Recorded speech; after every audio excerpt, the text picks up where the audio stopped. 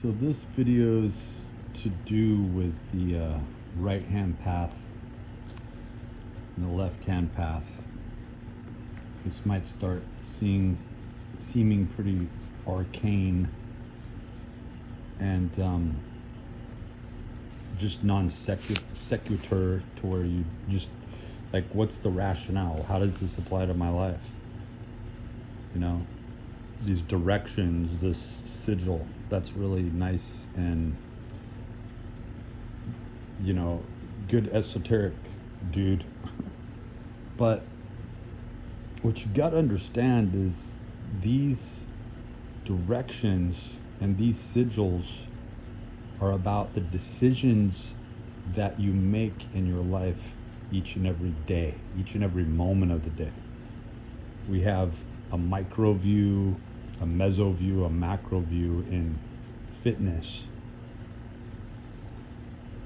where when we're designing programs, we have to think more long-term, long scope, and more short-term, you know, adaptations.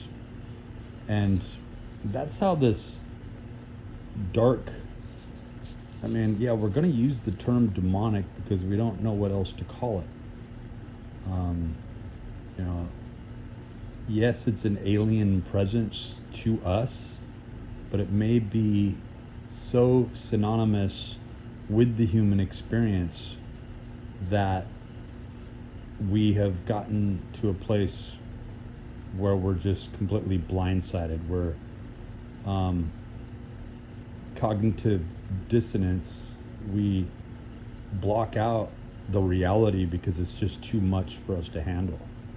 So when you make a choice, when you're given a choice, and we're given choices that we shouldn't have to make each and every day. And so when you go about your day, when you go about your week, when you're planning, when you're focusing, where does that energy culminate from?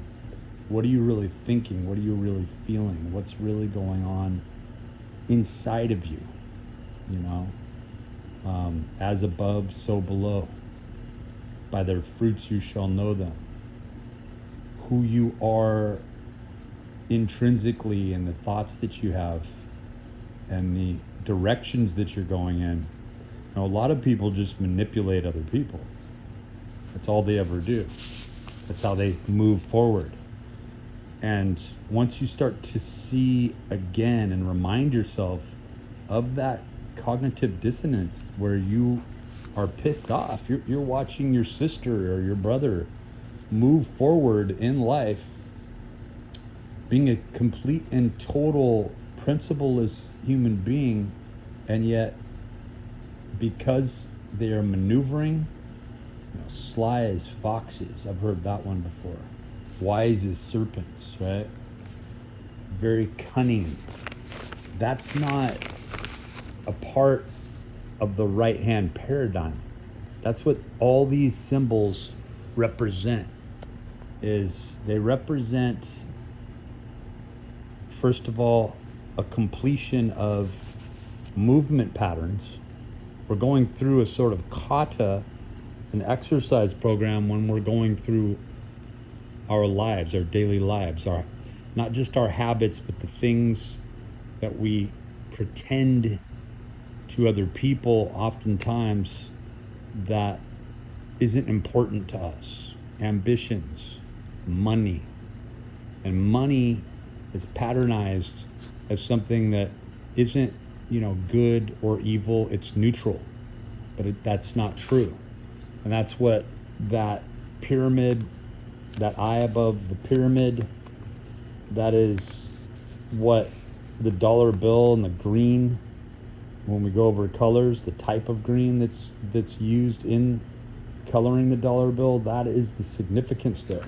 So what I really want to talk about here now is this right-left paradigm, you know, because you'll look at artwork, Rosicrucian artwork, Masonic artwork, and you'll see that there is a definite distinction between these two halves. And there is like this concept of the greater good, right? The greater good. Like if you go, this is like a problem, a problem solving test or technique that's used with, in reference to artificial intelligence, where you've got somebody laying on a train track, right? Unable to move. You've got the engineer barreling down the train tracks, and there's a choice to switch from one side to the other, right? And one way you're going to kill, potentially, like it's a given. There's no way you can get out of the situation. Here you're going to run the person over on the tracks. But if you go this way, there's a chance that everyone on the train's going to die. What do? Do you avoid this and then go off a bridge over here? So it gets into these syllogistic and non sequitur variants that become detrimental to the choices that we make, because once you are vested, people act like there's no origin to the money that they have. They inherited money from their father, who was in mob enterprise, and they think that money is just automatically purified and can be used for a greater good. So then you have people becoming philanthropists, giving money away to charities, thinking that charity, right, deed,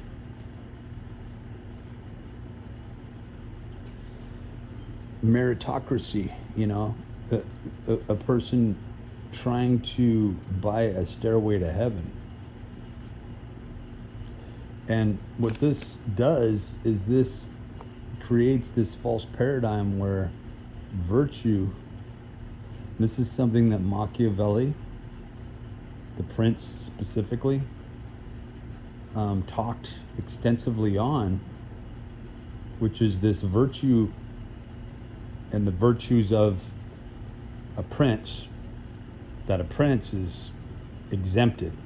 A prince is having to think about the people and the greater good and the sacrifices that a prince has to make. When we're talking about the Medicis and we're talking about this long line of quote unquote nobles, right? That are put in these positions where they have to make these Faustian deals. Goethe laid out a very prolific story in that we always are making this decision. And some on the left-hand path, there's a clear choice that you will go the impure road because it feels better. It makes you feel better. So what do? What do these entities do? They push you to the point where there's so much displeasure. There's so much disproportionate hatred of self, of your situation, of the future, and it's like salt is being rubbed in the wounds constantly. That's what these entities do.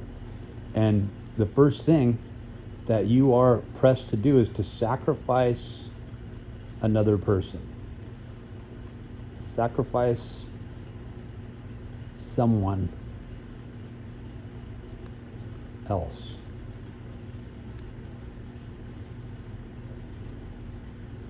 And that you are promised a reward. And what we do over here on the right-hand side, on the true right-hand side, because this is not going to get you anywhere. This is a false narrative. This is buying a stairway to heaven.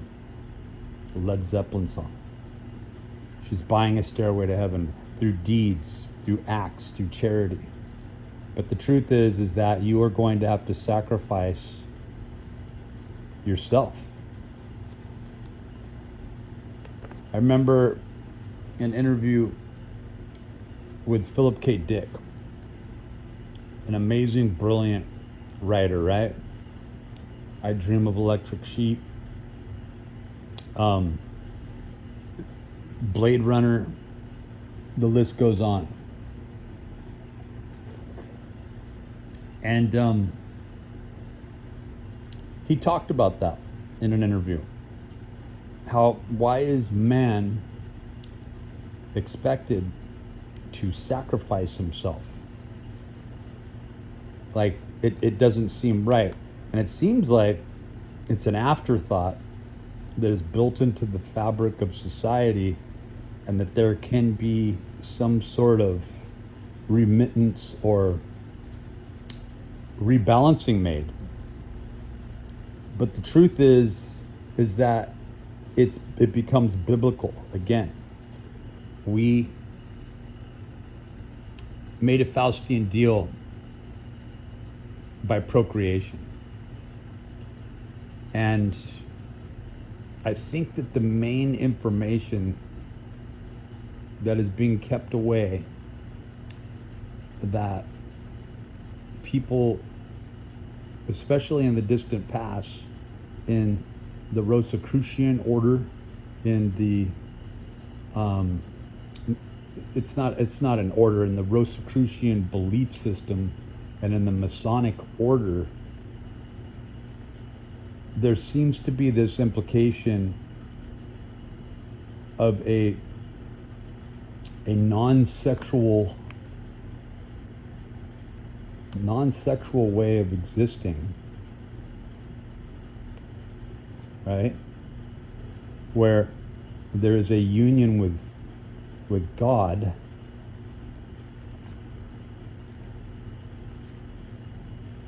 with this consciousness that both nurtures and offers fruitage and gives peace of mind, but that the intellect and the intelligence factor is in the field around us.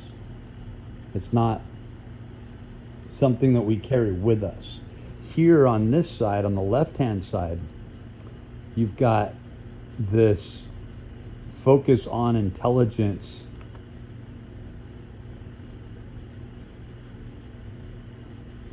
information,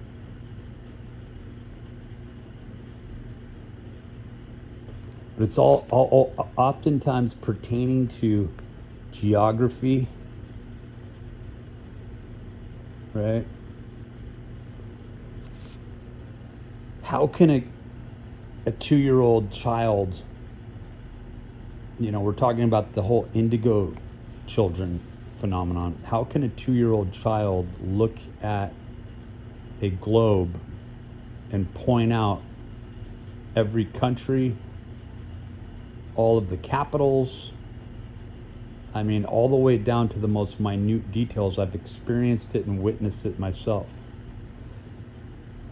This is information that is embedded through re-embodiment into a specific person, and it is not coming from the right-hand path. The right-hand path relies on this spiritual connection with God, right? This intuitive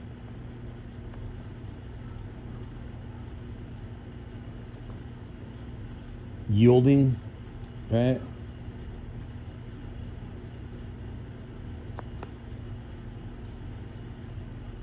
Towards this higher power.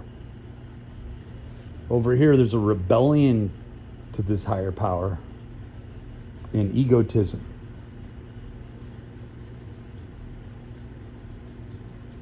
A sense of self.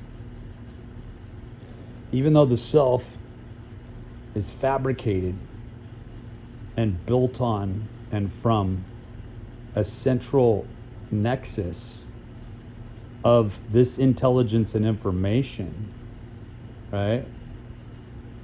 There's an expression. So that's when we start to look back at the principles that we talk about over and over again, and how there's this muting of expression, right? So you have this sacrifice other people, mute expression, right? Sacrifice other people. First, the impure.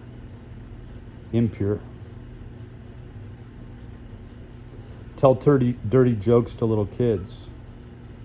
Push that on until finally they're pressed to sacrifice someone, sacrifice someone else. And then they're going to mute expression. They're going to follow a physical wisdom, right? And what this ends up doing is it creates the inverted pentagram. The movements that we make in the adjacency of our actions, our deeds, our thoughts, the times that we do it, when people see the same time show up over and over again in strange anomalies, and everybody opens their mouth and thinks, oh, that's so weird, wow, in a social setting, there's implications. You have to start looking at that. You ask yourself, you go into a, when you're in this sort of hypnagogic state and you're coming out of slow wave sleep and you're kind of in between dreaming and waking up, that is the place that you have to start either writing down or remembering that soul state that you're in. Are you having bad thoughts? Are you reactive? Are you feeling not at ease at all? Are you going against and are you going contrary to the natural predisposition to follow the right-hand path? So you look at math. These things are passed on. You'll see these little children who are called math geniuses. But all of this math is false math. It's a construct that leads nowhere. There's no way out, and it seems like it's infinite. And all of the principles that computer systems are even based on comes down to a very simple and somewhat syllogistic method and mode of binary zeros and ones. And there's a left to that, there's a right to that. And these patterns create a language when these codes are put together in consolidated bits of information. So with like quantum computing, you have your qubits and your Bloch spheres, and it's strikingly similar to technology when we're talking about these things, because this entity, which some have speculated is a singular mind, works a lot like a computer system might. It is so rational, manipulating the emotions of human beings, making people feel like they don't have a sense of value, or they're going through this sort of, again, shaming process for having emotions, for feelings, and it always points back toward this rational thing over here, where it's just, this is what you need to be. You need to turn yourself off from the intuitive yielding toward godly principles, right? My friend always says that. Godly principles.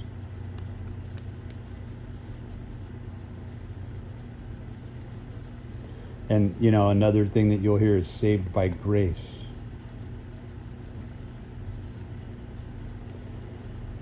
And these are things that you really need to meditate on. Like, what does grace really mean? There's a lot of people with that name, grace.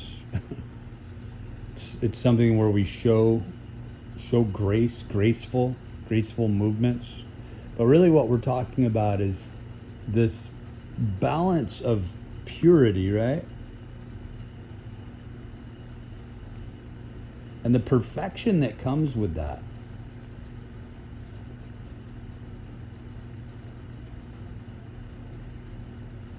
Right? So that's really what grace is you're seeing these perfect movements coming from a pure place. And this creates a beauty, right? A beauty of the soul. The beauty of the soul. Beauty of the soul.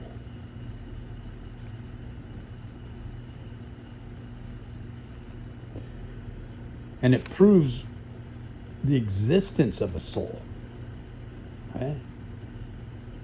And you can't get that. You see a lot of people who don't have this, who are trying to practice these philanthropic deeds, and they think they can buy this. And they end up backing and financing these people and trying to corrupt them with this narrative over here. This is ugly. It's ugly. It's ugly on a level that smells of sulfur. It's ugly on a level where there is no perfection. So what does it try to do? It tries to gather information. It's almost as if an AI system was switched on a long time ago, right?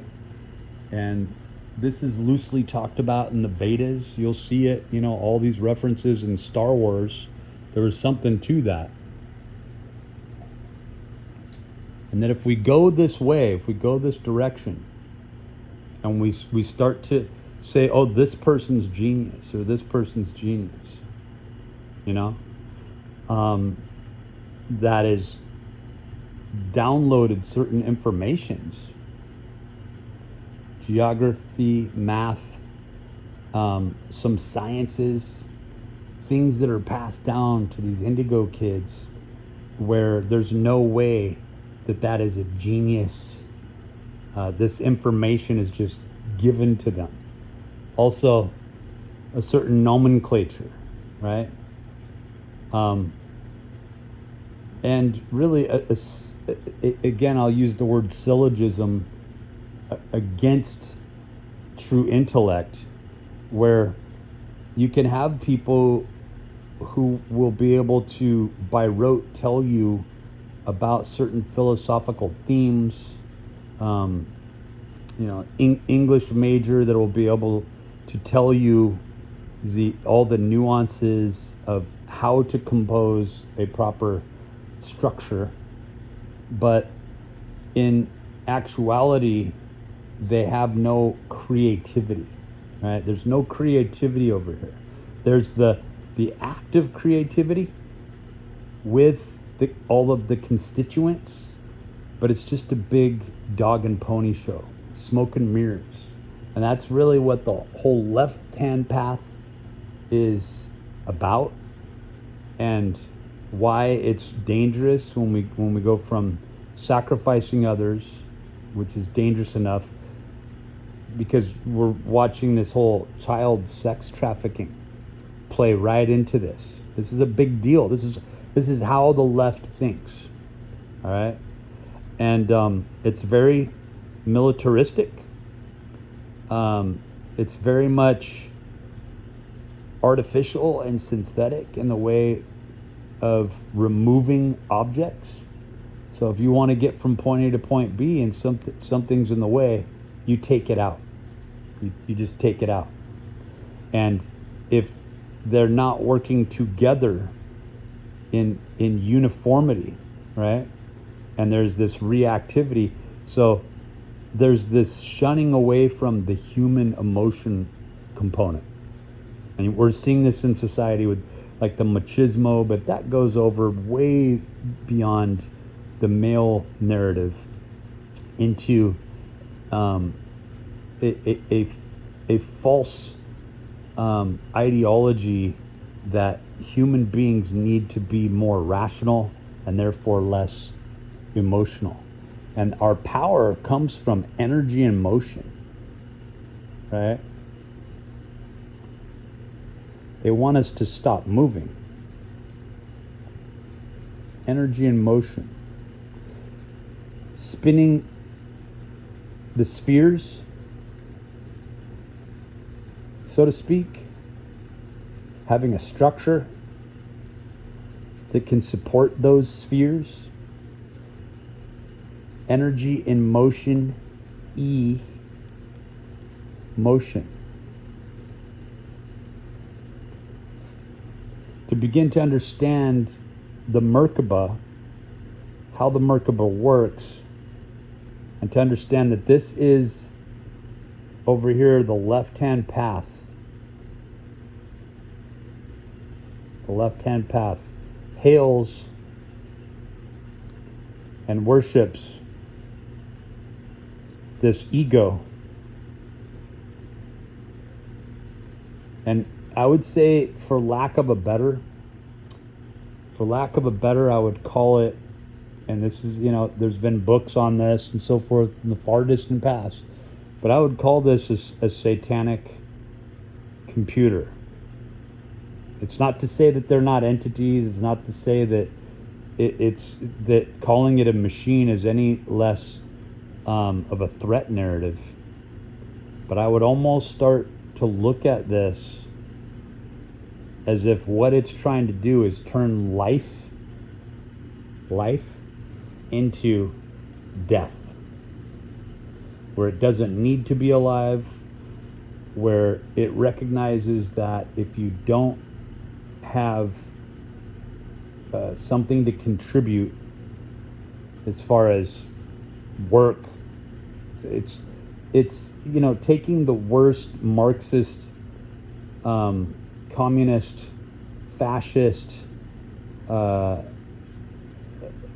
concepts and putting it into play and saying you will sacrifice other people and you will see it as rational.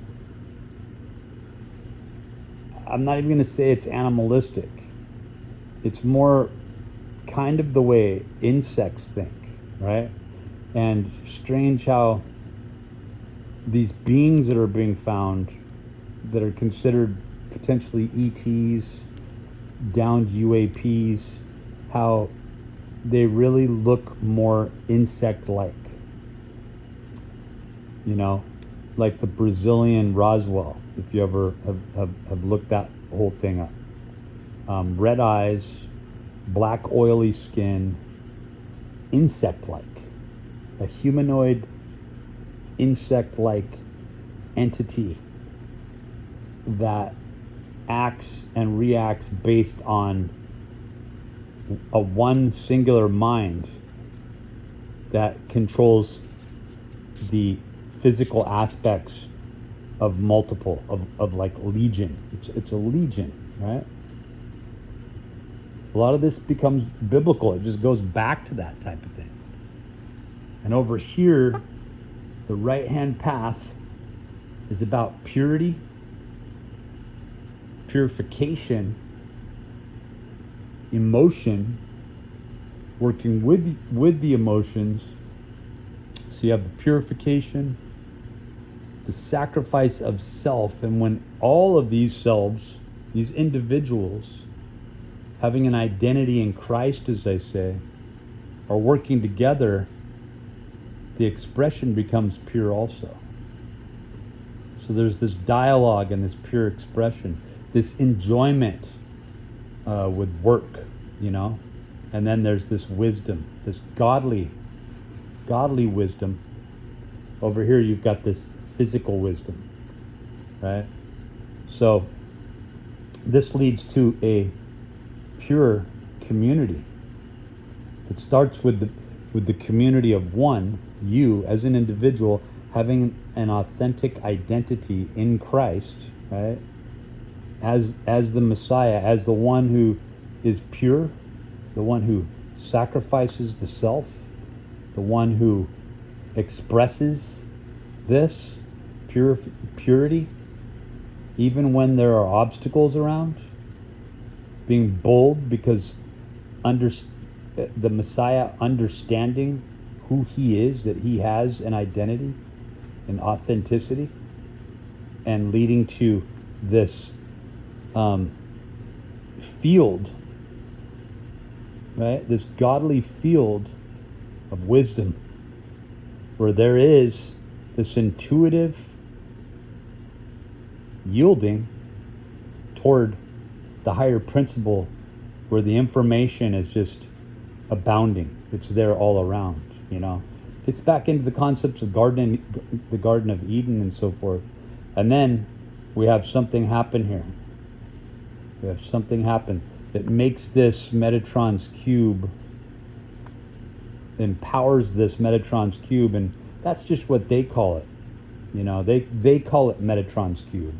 They call Metatron the angel, and over here it's about angles, angle, right? And they want you to kind of think that over here you've got the angels of light, but really what it's talking about is it's these angles, right? So it's coming at these angles. You start out with the impurification, and you go through the whole process, and you have blasphemed the entire structure of God. And that is the beauty of it, is that you in and through God, in and through the pure Son, you have got an identity. You have an ego, a healthy ego. That's what gives you your identity. And then this Merkaba is powered up. And there is a red. There is a blue. There is a difference. It's not compartmentalized like over here. Everything is compartmentalized.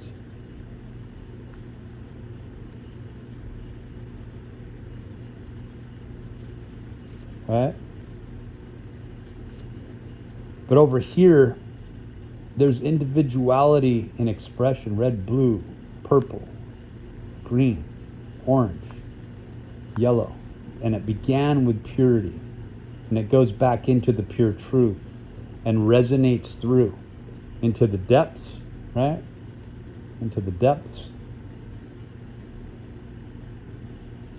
And back out. And this phi swirl, and this perfect phi swirl.